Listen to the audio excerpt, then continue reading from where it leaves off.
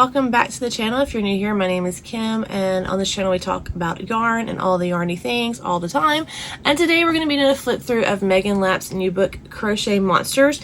You may remember her name because she's also the same person that wrote the Impkins book, and we know how much I love that one. So I was super excited to get this. Just came out as it was a pre-order, but I cannot wait to sit down and flip through this book with you, so I hope you stick around.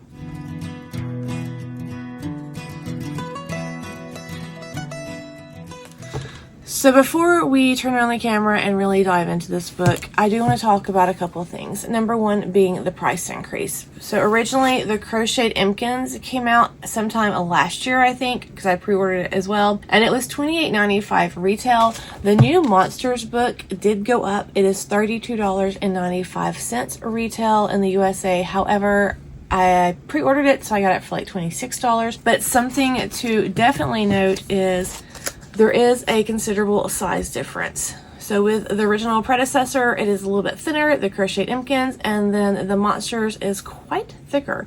It is a very, very heavy book. The cover is a very shiny cover.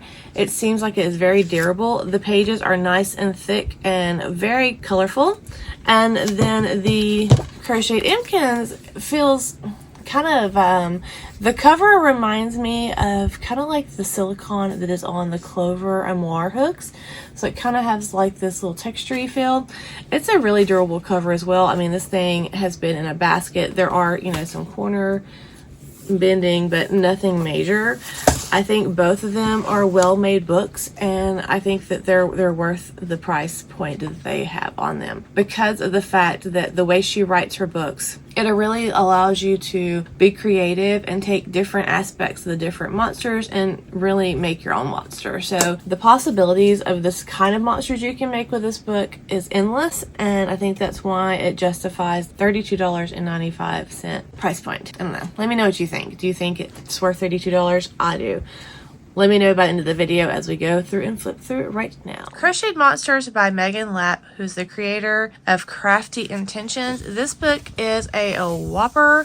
Let me tell you, the photography is just stunning, and I really like the way that it is laid out. So we go through the book and we have our table of content. It goes over where to kind of even start, tips and tricks, monster planning, spreadsheet, glossary, terms and stitches, and then we have the different options of the body. And I like how she does this because this is really what allows you to personalize your monster and create something very unique. So you have all the open mouths in one area, all the blob style bodies in one area. There is cylinder bodies, egg-shaped bodies, spear bodies, square bodies, eyeball monster bodies, eye options, there's mouth options for no mouth bodies, there's feet options, there's all the limb options, there is a back scale options, tail options, ear options, antenna options, horn options, hairstyle options, teeth options, belly options, claw options, tongue options, and extra face options.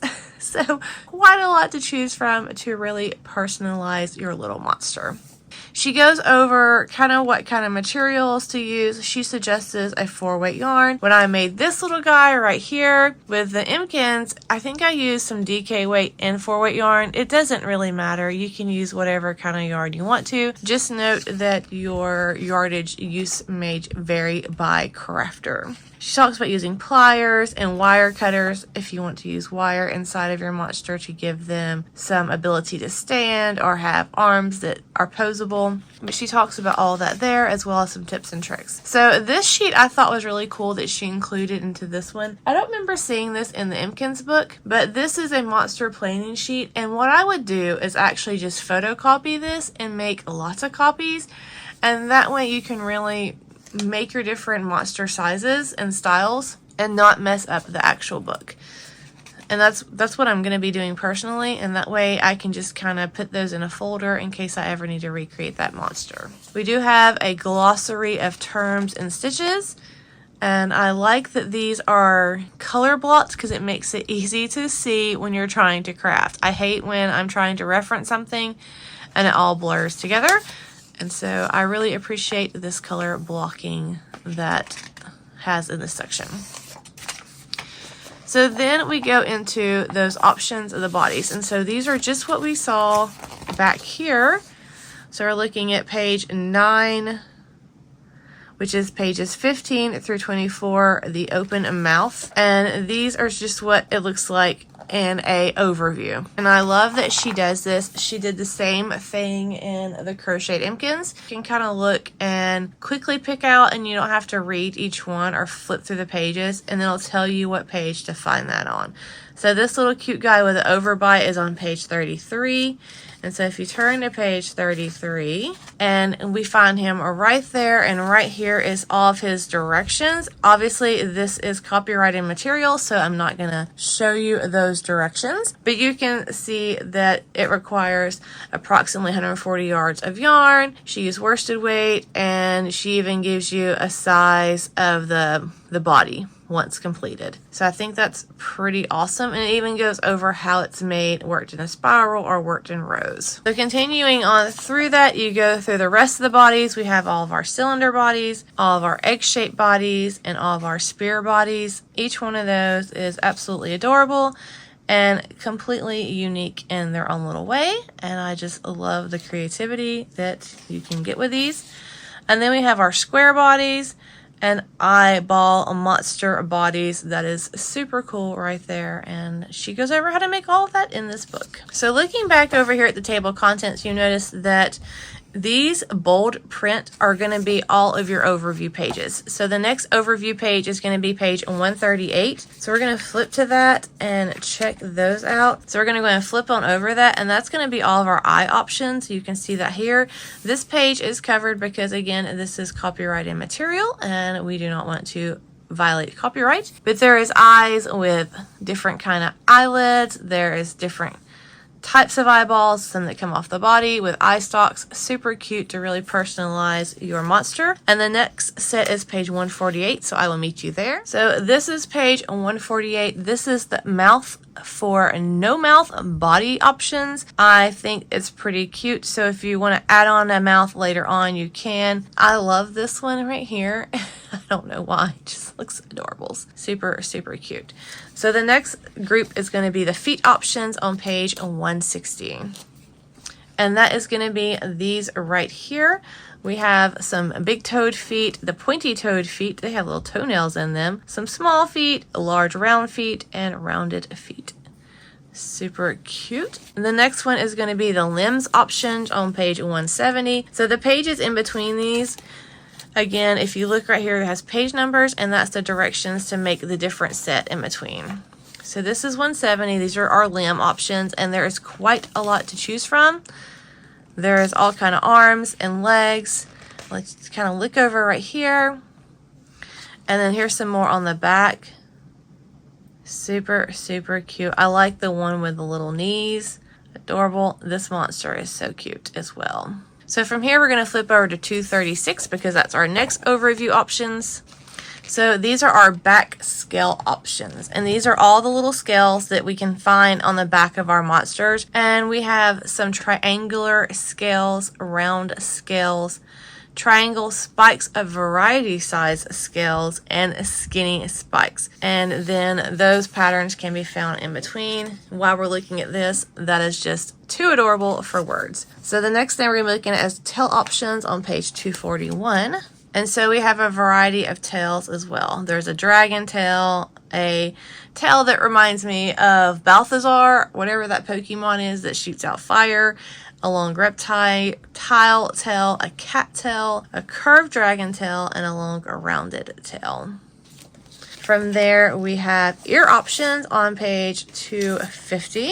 See how great this book is? I mean, how well it is even set up. I mean, it really allows for you to be able to flip through fast and create a monster and then begin working on it.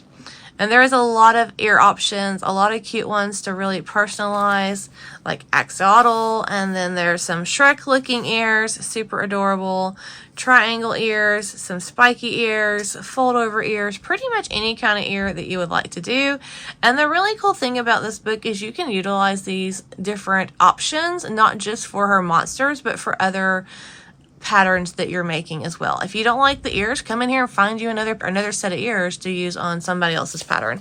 There are no rules when it comes to crafting. Antenna options, $2.70. So antenna options, there's some really cute antennas. I like the tiny curved antenna. This little guy is super cute, and I don't know if you noticed, but he's actually tearing up the Crocheted Impkins book. That is funny. I love that she does quirky things like this. I love the photography in all of her books. It is just really nice. $2.80 is our next section, and that is our horned options. And there are quite a bunch to choose from. These are really cool. These are super cool. These spiny spiral shaped horns. And then we have medium to side curl ridge spiral horns with accent color. Those are phenomenal. We have some ram looking horns, some deer looking horns. And that's why I love her book. Antlers, not really horns, because of the variety of stuff and the fact that you can use it with other patterns that you're making. So I think that was on that. And now we're looking at page 309, the hairstyle options. And at the end of this, I will take pictures and put of all the different options so you can see the overview pages in case you want to pause and look at them. Okay, so we have a couple of hairstyles here. We have a hair puff, we have a mohawk, and a curly spritz. Super adorables. So now we have teeps options on page 314. I mean, it just keeps going and going. So worth the price point, I think, for the amount of variations you get with this book. Look at all those teeth. I mean, the fact that she came up with all these patterns is also just mind-blowing to me. Love them all. Love the long fangs and like the squared teeth. Each one is so adorable that can really help personalize your monster. Then we have the belly options on page 330. And there's 3 belly options here. This one has a little pocket, which I think is adorable. So that would be really cute for a tooth fairy monster. And that way they can sit on your kid's bed at night and you can stick the tooth in there. And then the tooth fairy can come get it and not have to fight over things to find it. And I think that's ideal, because that would have been helpful when my kids were little. I'm just saying. We have a few more sections to look at. We have the claw options, which is page 334. And I just want to show you, she does give really detailed photos on how to sew things on and how to make things. I appreciate that. There are a couple of claw options. Now, you know, she did use some of the metal claws. I think you can get those off Amazon, but she shows you how you can knit or crochet some claws as well. We have tongue options on page 337. And these are all of our tongue options. I love the big pointed tongue. Look at the big, long, fat tongue. That is too funny. Super, super cute. And extra face options is on page 346. I like that little monster. And these are our extra face options. Really loving these eyeballs with a row of spikes on them. There's embroidered eyebrows, muzzle for egg-shaped body with overbite mouth. Look at the little snout. That is so cute. And even different kind of just little sutures. And so on our last page, we have, she always includes a sneak preview of her next book. And this is what we have coming to us. So it looks to be a little book about mushrooms. These kind of look like Impkins right here, but these are definitely a mushroom, guys, and I am excited for it. And if you look, it's holding her latest book, which is the Crochet Monsters. And that book is, this upcoming book is not up for pre-order yet, but as soon as it is, I will make a community page about it so you can go ahead and pre-order your own copy. That link will be an affiliate link, and I use those affiliate links to buy books like this one so I can do these reviews for you, and so that you can make a decision on whether or not this book is going to be something that you are interested in. And I hope it is, because it is just an amazing book full of color and joy and great patterns and great photography, and something that I think you can use for many, many years while you're creating a variety of different monsters or using the different options for other kind of creatures for all the people that bring you joy. and even for yourself. And so that wraps up my review of the Crochet Monsters book by Megan Lapp. I hope you enjoyed this video. If you did, you can let me know by leaving a comment below or just hitting that thumbs up button. Both are greatly appreciated.